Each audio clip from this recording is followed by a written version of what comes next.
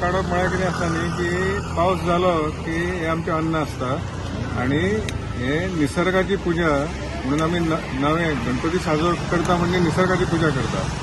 आणि नवे आसा म्हणजे अशेंच आमकां वर्सान वर्स अशें अन्न आमकां अशें मेळुनी आणि वयल्याची कृपा अशीच रावुनी पावस बी सगळ्या गोंयकारांक सारकें मेळुनी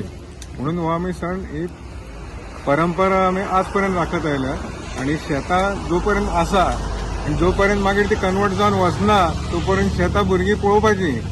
फुडल्या पिढीन जर पळोवंक जाय जाल्यार ही शेतां आमकां राखूंक जाय आणि कन्वर्जन बंद करूंक जाय.